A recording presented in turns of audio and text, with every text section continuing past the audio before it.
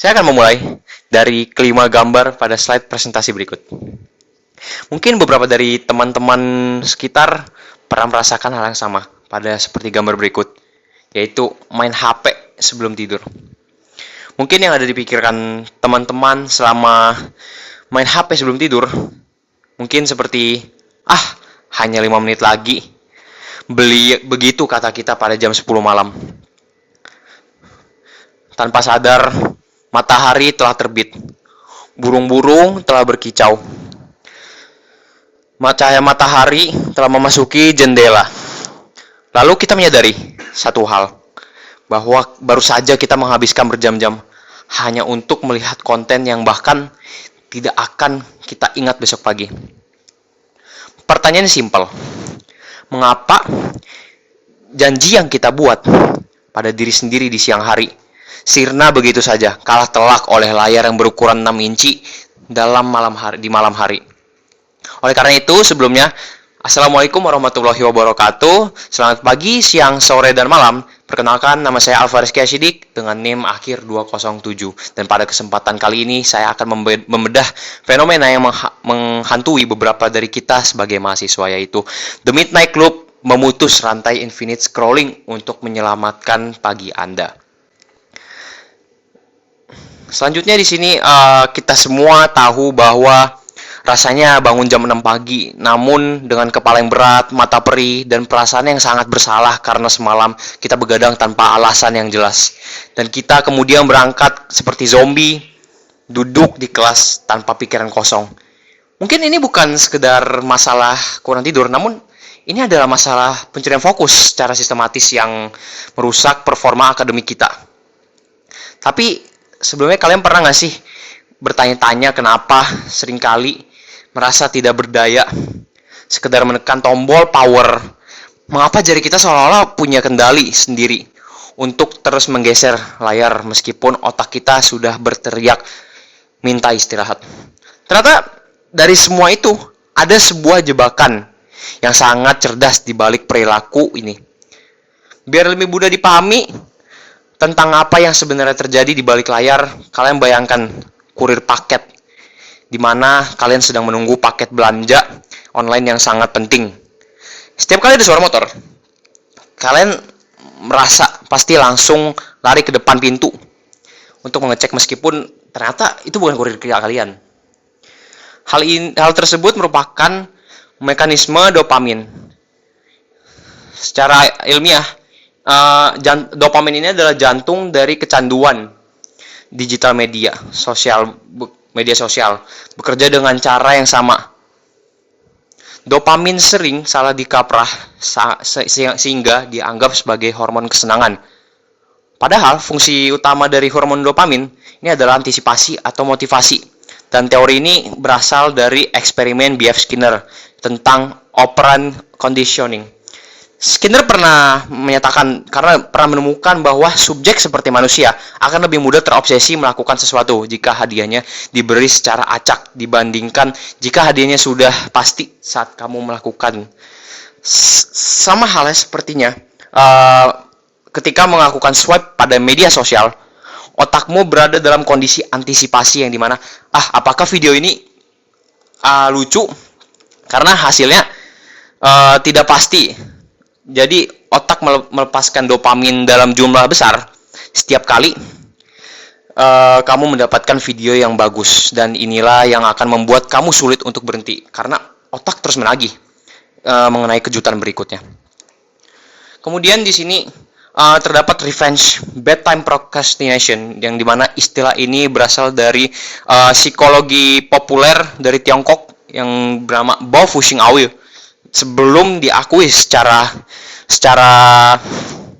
global, ini adalah fenomena psikologis di mana seseorang menolak untuk tidur tepat waktu guna mendapatkan kembali rasa bebas yang mereka lewatkan di siang hari.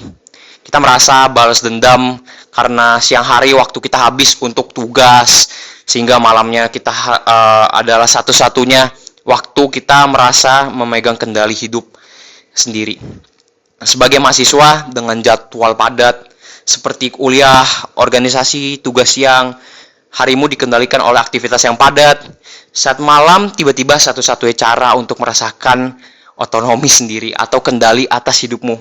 Dan ini adalah dengan begadang. Meskipun kamu tahu besok pagi kamu bakal lelah secara psikologis.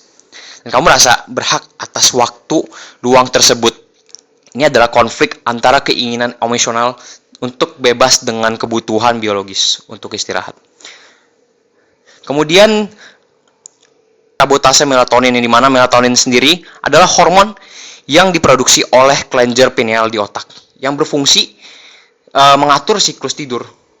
Bangun tidur produksinya sangat sensitif terhadap cahaya. Ini ada hubungannya dengan masalah blue light pada smartphone, yang dimana memancarkan sinar biru yang dengan gelombang panjang. Sinar ini sangat mirip dengan cahaya matahari di siang hari. Dan menurut riset Harvard Medical School, paparan cahaya biru ini menipu fotoresep di mata. Cahaya biru HP ini menurut riset Harvard Medical School juga menekan hormon tidur. Otak mengira hari masih siang, padahal sehingga sinyal kantuk tidak pernah dikirimkan. Jadi kesimpulannya dari The Midnight Loop bukan sekedar masalah niat, melainkan pertempuran biologis di mana otak kita dikepung oleh adiksi, dopamin pemberontakan, mental revenge, bedtime, dan sabotase hormon melatonin. Kita tidak hanya kehilangan waktu tidur, tapi kita sedang memaksa otak kita bekerja lembur di saat harusnya kita melakukan pemulihan. Akibatnya bertempur di malam hari ini meninggalkan luka yang terbawa hingga pagi. Lalu apa yang sebenarnya terjadi saat otak yang telah dipaksa menerima materi kuliah yang berat? Dan ini alasan mengapa kuliah pagi kita menjadi berantakan. Analoginya sebenarnya sangat mirip dengan memori komputer, yang dimana ibarat sebuah komputer yang memori sudah penuh dengan sampah, sehingga karena nge-lag tersebut komputer akan mengalami crash atau bahkan kerusakan. Sama halnya dengan infinite scrolling. Otak dipaksa memproses ribuan fragmen informasi yang tidak relevan. Ini menghabiskan bandwidth kognitif kita begitu saja. Dan begitu di pagi hari, tiba dan dosen memberikan materi yang butuh logika tinggi. Otak kita sudah kehabisan RAM dan untuk memprosesnya. Kemudian memory consolidation failure yang mengenai tidur, terutama fase rapid eye movement dan slow wave sleep, adalah waktu di mana otak melakukan konsolidasi memori. Dan ini adalah proses biologis yang mengubah memori jangka pendek menjadi memori jangka panjang. Kita tahu dengan begadang untuk infinite scrolling, otak gagal memindahkan ilmu dari kelas ke memori panjang kita. Belajar tapi tidak ada yang tersimpan saat kita memotong waktu tidur kita demi HP. Kita mematikan proses save data ini. Apa yang kamu pelajari di kelas kemarin tidak akan melekat. Kamu merasa sudah belajar tak keras, tapi saat ujian otak kamu terasa kosong. Kamu tidak hanya kurang tidur, namun kamu sedang menghadapi investasi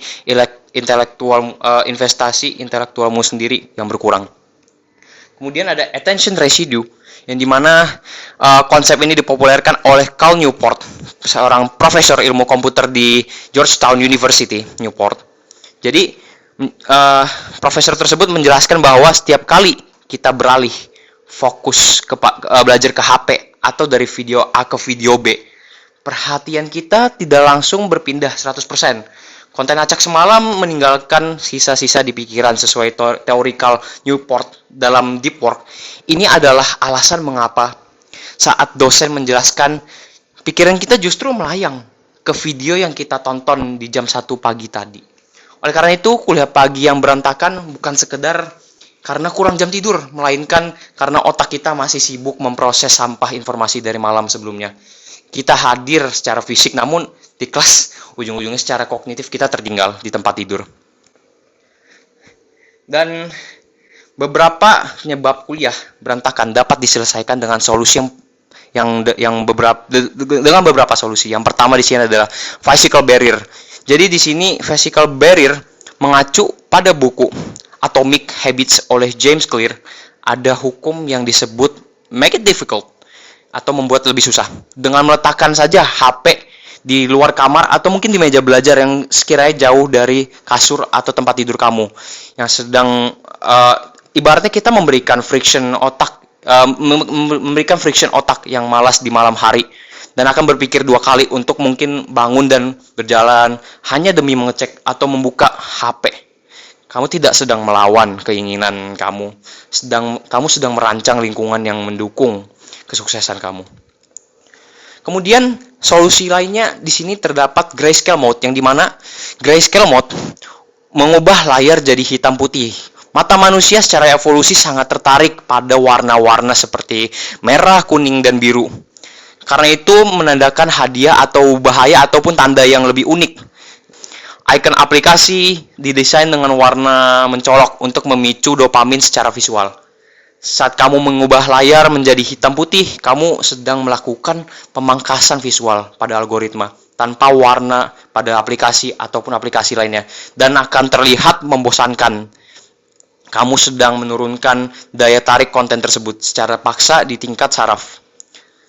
Kemudian yang terakhir ada solusi digital sunset, yang dimana mematikan internet 30 menit sebelum tidur. Yang misalkan di sini tidur jam 10, maka kita mematikan jam setengah 10. Ini merupakan fase pendinginan otak sebelum tidur dengan memberikan jarak antara aktivitas dengan tidur. Yang dimana ini adalah protokol untuk menurunkan kortisol dan membiarkan melatonin naik secara alami tanpa gangguan cahaya biru. Anggap aja ini sebagai proses shutdown sistem yang benar. Bukanlah langsung mencabut kabel daya, solusi terbaik. Bukanlah menghapus aplikasi tersebut dan melainkan menciptakan sistem yang membuat kita lebih sulit untuk menjadi lemah dengan mengatur lingkungan kita. Mengambil alih kemudi yang selama ini dipegang oleh algoritma. Tidur tepat waktu pada jam 10 malam bukan berarti kita kehilangan kesenangan kita di dunia digital saja. Dan sebaliknya itu adalah investasi agar kita memiliki energi untuk menaklukkan dunia nyata di keesokan harinya. Jadi pilihlah untuk mematikan layar sebelum layar itu sendiri mematikan potensi kalian. Saya memiliki quotes terakhir untuk penutupan dari saya. The distraction is not the problem. The problem is the lack of the goal that is more important than the distraction. Saya Alvaris Kiasidik, saya pamit undur diri. Terima kasih banyak atas perhatiannya. Wassalamualaikum warahmatullahi wabarakatuh.